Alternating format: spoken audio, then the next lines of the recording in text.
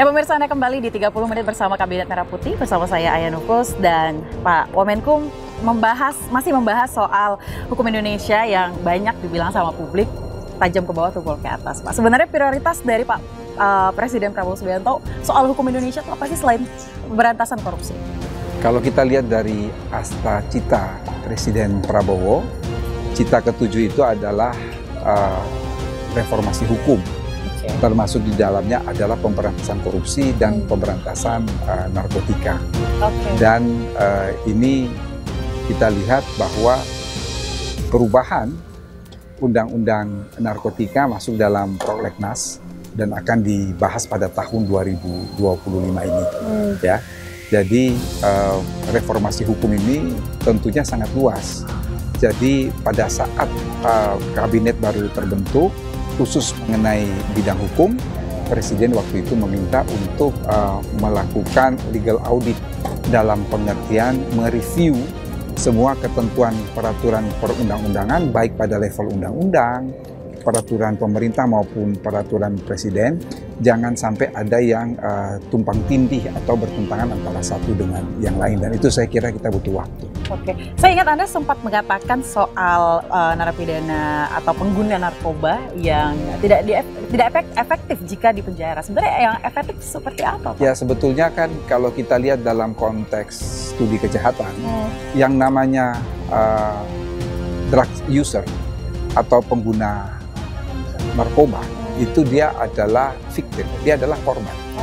Makanya di dalam studi kejahatan, pengguna narkoba itu dikatakan bahwa criminal without a victim, kejahatan tanpa korban, karena sesungguhnya dia pelaku tapi dia juga adalah korban. Mungkin contoh konkretnya begini ya, kalau saya menggunakan drugs, kan Mbak Aya nggak sakit. Tidak merugikan orang lain. Kira-kira kan begitu ya. Betul. Tetapi tidak merugikan orang lain. Harus dilihat bahwa ini bisa merusak suatu bangsa. Oleh karena itu mengapa sampai narkotika itu masuk dalam kriteria kejahatan luar biasa. Pengguna karena dia adalah korban, maka dia harus direhabilitasi. Ini terkait misalnya dengan apa yang dikatakan oleh Presiden Prabowo bahwa akan memberikan amnesti terhadap 44.000 narapidana, dan terbesar itu adalah drug user, pengguna narkoba. Karena memang mereka harus direhabilitasi, mereka harus disembuhkan. Jadi Aya bisa bayangkan bahwa penghuni lapas kita itu lebih dari 51% adalah kasus narkoba, dan kurang lebih 70-80% mereka adalah drug user yang, mohon maaf, barang bukti yang didapat itu rata-rata kurang dari 1 gram. Tapi karena undang-undang, by law, mereka harus mendekam di penjara 4-5 tahun. Inilah yang mengakibatkan mengapa sampai lapas itu overcrowded. Tapi terkait dengan regulasi ini, Anda akan coba untuk audit lagi ya terkait dengan tadi yang sudah, penemuan hanya rata-rata hanya kurang dari 1 gram. Kami melakukan kajian untuk itu, dan Kementerian Hukum siap untuk membahas revisi Undang-Undang Narkotika yang sekarang kita karena Undang-Undang Narkotika ini kan 2 aspek. Satu adalah aspek hukum, yang kedua adalah aspek kesehatan. Di sini kita emphasize pada masalah kesehatan, bahwa ketika ada pengguna yang tertangkap, ya kita faktor pemulihan kesehatan diutamakan, tetapi juga tidak mengesampingkan proses hukumnya.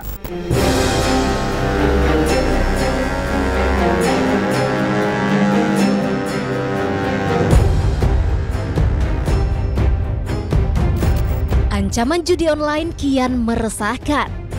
Meski pemerintah sering bersumpah memberantas, namun nyatanya situs-situs judi online masih berkeliaran bebas.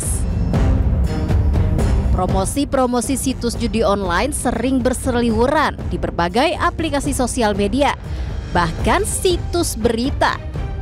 Mulai dari selebgram kelas teri hingga artis papan atas pernah terlintas dalam promosi situs judi online.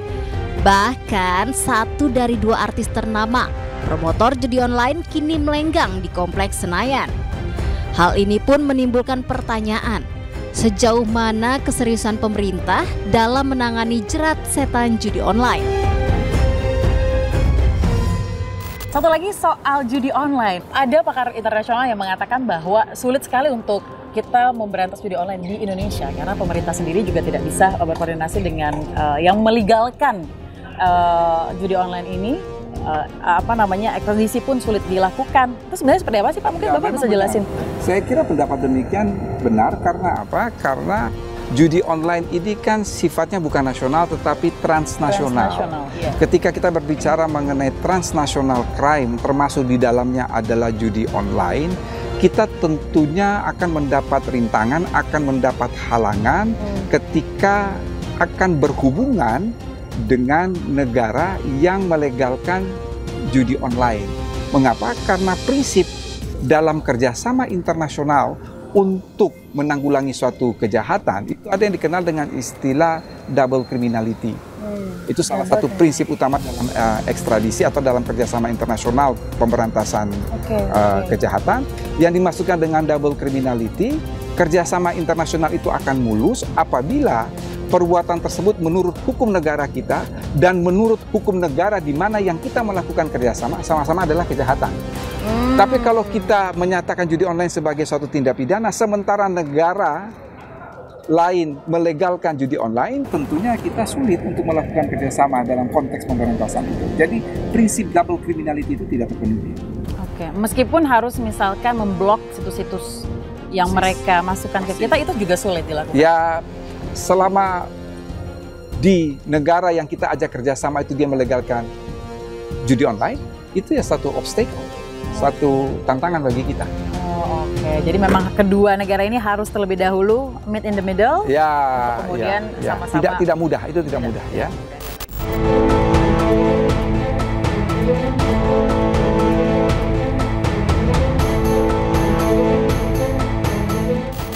Pandangan buruknya penanganan hukum di Indonesia kian kuat di mata rakyat. Stigma hukum tumpul ke atas tajam ke bawah terus menghiasi kasus-kasus yang menjerat oknum-oknum berkuasa. Kasus pembunuhan dua sejoli asal Cirebon misalnya. Tewasnya Vina dan Eki di Jembatan Talun 2016 silam menyisakan tanda tanya. Setelah terhenti selama 8 tahun, kasus pembunuhan Vina Eki kembali mencuat setelah viralnya film layar lebar buatan Anggi Umbara. Terungkitnya kembali kasus pembunuhan Vina Eki menggelitik hukum di negeri ini. Kementerian Hukum dan HAM pun menegur institusi Polri dan meminta untuk segera menuntaskan kasus Vina dan Eki. Namun hingga kini, dalang pembunuhan Vina Eki masih menjadi misteri.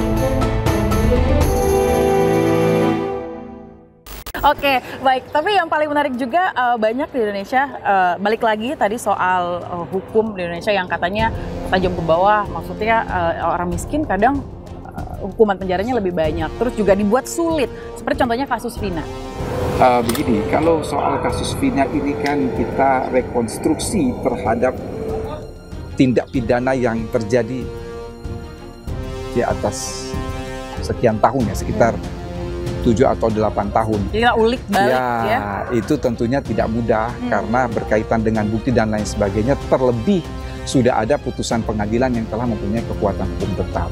Ya, tidak mudah saya kira bagi polisi untuk kemudian mau merekonstruksi dan mau mengungkap itu kembali. Soal kasus Vina yang Anda katakan cukup sulit karena kita harus mengulik lagi kasus yang di masa lampau beberapa tahun sudah terjadi, kemudian kita angkat lagi, itu sebenarnya seperti apa sih supaya publik mungkin bisa belajar gitu terkait hukum Indonesia? Ya, pertama, kasus ini sudah terjadi lebih dari 5 tahun. Tentunya untuk mengkonstruksi suatu perkara pidana itu ujung tombaknya ada pada evidence, ada pada bukti. Yang kedua, ini yang membuat sulit bahwa kasus itu sudah inkrah. Artinya sudah ada putusan hukum yang berkekuatan hukum tetap. Sudah ada putusan pengadilan yang berkekuatan hukum tetap. Sehingga cara yang ditempuh misalnya ketika kasus ini akan diungkap lagi, para terpidana kasus Vina ini melakukan peninjauan kembali sayangnya ditolak oleh Mahkamah Agung. Kalau diterima oleh Mahkamah Agung bahwa mereka tidak bersalah, bahwa mereka bukan pelaku, kan berarti ada pelaku yang lain. Nah, ini komplikasi hukum seperti itu. Tapi bukan kesalahan dari regulasi hukumnya itu sendiri? Saya kira tidak, tetapi saya karena ini peristiwa yang sudah lama sekali, ya memang kita mau mengkonstruksi bagaimana kerja aparat pada saat itu, ya kita harus ya flashback ya. Itu memakan panjang waktu ya. Apalagi banyak juga tersangka-tersangkanya yang sudah sekarang di penjara ya. Oke. Terakhir Pak Wamen, soal bagaimana sih Anda meyakinkan publik ini mungkin ke kamera bahwa regulasi Indonesia ini akan seperti arahan dari Pak Prabowo ya, kita memprioritaskan hukum-hukum Indonesia untuk membantu masyarakat Indonesia. Begini, ketika kita akan membenahi regulasi di Indonesia, ada beberapa hal kita harus tahu bahwa sebetulnya terjadi obesitas aturan di Indonesia. Apa itu maksudnya obesitas aturan? Terlalu banyak aturan. Oh gitu, jadi tumpang tindih. Baik dalam level undang-undang, dalam level peraturan pemerintah, dalam level peraturan presiden, bahkan sampai peraturan daerah yang jumlahnya itu adalah puluhan ribu. Kalau nggak salah 42.000 lebih ya? Saya lupa angkanya persis. Tetapi saya ingin mengatakan begitu banyak aturan, mulai dari level undang-undang sampai ke bawah ke pengaturan daerah, itu sedikit banyaknya akan bersinggungan, akan tumpang tindih. Jadi pemerintah juga sudah mengupayakan agar tidak ada peraturan yang tumpang tindih lagi. Baik, terima kasih kalau begitu Prof. Pak Wamen atas waktu Anda bersama dengan kami di 30 menit bersama Kabinet Merah Putih. Terima kasih. Terima kasih.